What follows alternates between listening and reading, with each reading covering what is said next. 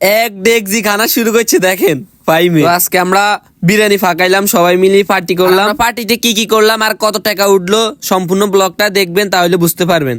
তো আজকে সকালে ডে উঠলো আমরা কিছু একটা বানাবো, তারপরে সাইলটা ডাইলটা দিয়ে আমরা বানানি খাইলাম, তারপরে ডে উঠলো আমরা বিরিয়ানি ফাঁকাবো। যেমন কথা তেমন কাজ শুরু করলাম। বেশি না 1300 টাকা উঠছে। তারপরে মুরগির দোকানে আসলাম, মুরগি 2টা লইলাম। ভাই বিশ্বাস করেন মুরগির দোকানে এত সমস্যা হয়েছে, ওর মেশিনে এত নষ্ট হয়েছে এতবার। তারপর আর কি আমরা মুরগি টুরগিলে হাঁটা শুরু করলাম আর চাউলে হাঁটা শুরু করলাম। আমি আর আমার বড় ভাই, ওরা তো ছিল চাউল আর আমার হাতে ছিল মুরগি। এই দেখেন আমরা গেছিলাম দুপুরে, তারপর গাড়িটাই পাই না, তারপর আমরা হেঁটে হেঁটে আসা লাগলো। তারপরে বললাম একটু স্টেল দেখান আমাকে, একটু শিখান। আমাদের বাড়ি থেকে গাজীপুর অনেক দূর, তো তাই একটু হাঁটতে অনেক কষ্ট হইতেছে।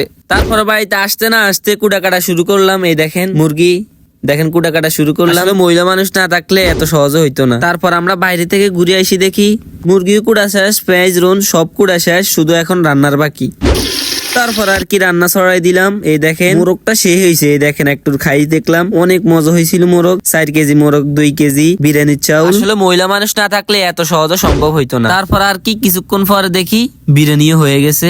এখন সবাই প্লেটে দিতে আসি, আমরা 6 জন।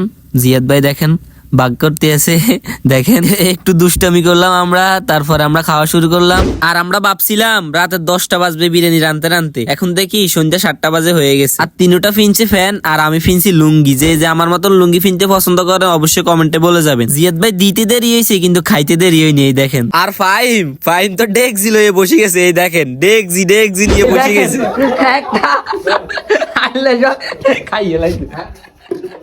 আর হুজুর খাইতে আছে, এই দেখেন তারপর আর কি আমরা মজা টজা করলাম, তারপরে বাসায় চলে আসলাম। তারপরে আমি খাইতেছি আর সবাই নির্ভয় চ্যানেলটা সাবস্ক্রাইব করে দেন। আর সবাই ভালো থাকবেন, সুস্থ থাকবেন, আল্লাহ হাফেজ।